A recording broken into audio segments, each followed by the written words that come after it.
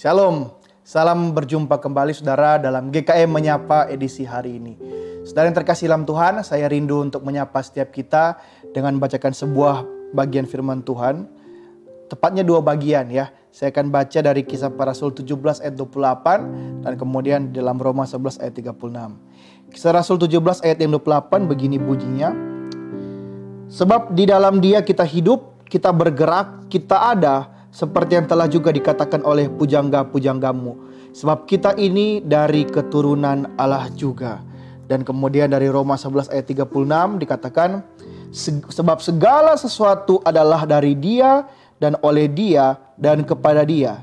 Bagi Dialah kemuliaan sampai selama-lamanya.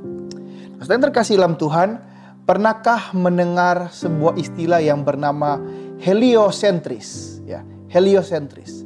Saudara yang terkasih, heliosentris adalah sebuah pandangan dan pemahaman bahwa pusat dari tata surya kita adalah matahari dan planet serta objek-objek luar angkasa lainnya yang ada dalam tata surya ini bergerak dan berevolusi dalam jangkauan gravitasinya. Nah, saudara, hal ini mungkin tidak mengagetkan setiap kita lagi ya, apalagi di zaman sekarang ini ilmu pengetahuan yang umum dan juga pelajaran IPA di sekolah itu sudah mengajarkan setiap kita bahwa begitulah adanya kebenarannya ya, heliosentris. Nah, tapi saudara yang terkasih dalam Tuhan, paham tentang heliosentris ini sesungguhnya tidaklah diakui oleh banyak masyarakat di dunia sebelum memasuki abad 18 sampai 19 Masehi. Sebelumnya, pemahaman umum yang beredar adalah apa yang disebut sebagai geosentris, yaitu bumi sebagai pusat dari tata surya. Matahari, bulan, dan bintang-bintang semuanya bergerak mengitari planet kita sebagai pusat dari alam semesta. Nah, pandangan yang melawan pandangan geosentris ini, misalnya heliosentris yang tadi ya, itu dicap sebagai kepalsuan dan penyesatan oleh Gereja Katolik Roma yang mengawasi seluruh perkembangan ilmu pengetahuan pada saat itu. Baru setelah perjuangan dari para ilmuwan ternama seperti Kopernikus, Galileo Galilei, dan puncaknya di Johannes Kepler ya di sekitar abad 18-19 Masehi, pada akhirnya pandangan heliosentris lebih banyak diakui daripada geosentris sebab telah lebih terbukti kebenarannya. Nah, saudara yang terkasih dalam Tuhan, alasan dari pandangan geosentris itu lebih populer daripada heliosentris selain oleh karena kecaman dari gereja pada zaman itu adalah karena manusia cenderung memahami segala sesuatu yang ada termasuk alam semesta ini semuanya berpusat kepada kehidupan manusia. Matahari, bulan, bintang, alam semesta dan berbagai sumber-sumber daya lainnya di sekitar kita, semuanya itu ada untuk menunjang kehidupan umat manusia. Dan yang terpenting di dunia ini adalah hidup manusia, sedangkan yang lainnya itu hanyalah sebagai penopang saja. Itulah sebabnya saudara, dari pemikiran seperti ini juga nanti akan muncul pandangan yang lebih ekstrim lagi ya, yaitu egosentris ya. Segala sesuatu yang ada berpusat hanya kepada diri saya sendiri saja. Sayalah intinya, sayalah yang utamanya. Yang lain itu hanyalah penopang dan penunjang hidup saya, termasuk orang-orang lain di sekitar saya. Mereka ada hanya untuk diri saya semata.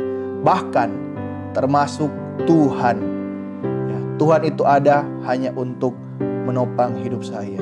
Nah, saudara yang terkasih dalam Tuhan, inilah akar dari segala perbuatan dosa dan kejahatan umat manusia, yaitu kekeliruan pemahaman kita terhadap apa atau siapa fokus utama di dalam dunia ini.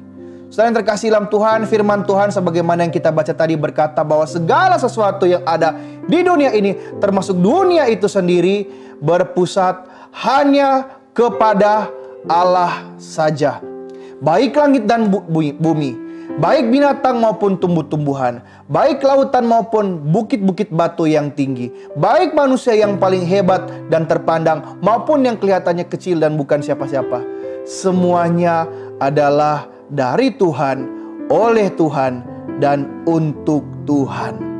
Itulah saudara apa yang disebut sebagai teosentris ya, atau istilah lainnya bagi kita sebagai orang-orang yang percaya ya, khususnya lebih spesifik lagi yaitu kristosentris. Segala sesuatu berpusat kepada Kristus. Saudara terkasih dalam Tuhan, marilah kita mulai menjalani kehidupan kita dengan pikiran dan pemahaman yang selalu menyadari bahwa segala sesuatu itu berpusatkan hanya kepada Kristus saja. Baik dunia ini, segala yang ada dalamnya, termasuk diri kita masing-masing. Saudara, dengan demikian kita akan punya pemahaman yang benar akan apa yang sedang terjadi di dunia ini dan bagaimana seharusnya kita menempatkan diri kita dengan sepantasnya di dalam dunianya Tuhan ini jika kita punya konsep pikiran yang kristosentris. Jika kita sadar bahwa dunia ini bergerak seperti roda, ibaratkan seperti roda, dan Kristus adalah poros pusatnya, bukan kita, bukan lainnya, maka kita akan mengerti segala sesuatu yang terjadi, baik suka maupun duka, baik peristiwa-peristiwa penting maupun rutinitas yang kelihatannya membosankan, baik hal-hal yang mencekam terjadi maupun yang mendamaikan, yang menenangkan jiwa, dan segala hal lainnya. Semuanya boleh ada dan terjadi, itu untuk maksud dan kemuliaan namanya. Termasuk juga hidup kita saudara dan orang lain di sekitar kita. Kita semua manusia ada, masing-masing ada, itu oleh karena maksud dan rencananya bagi kita dan kita sehingga boleh ada di dunia. Dan oleh karena itu saudara, jika kita yang memikirkan dan punya pemahaman seperti ini, kita yang juga sudah percaya kepada Kristus, dengan kesadaran seperti ini seharusnya kita senantiasa mempersembahkan diri kita selalu untuk menggenapi rencananya.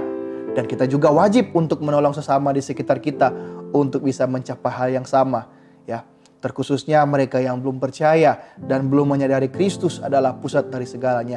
Kita perlu bawa mereka memenuhi rencana Allah, yaitu untuk datang diselamatkan dan dipakai Dia di dalam dunianya ini.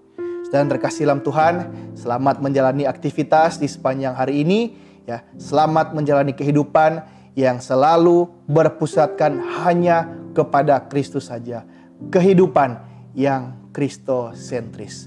Tuhan Yesus memberkati saudara sekalian. Shalom.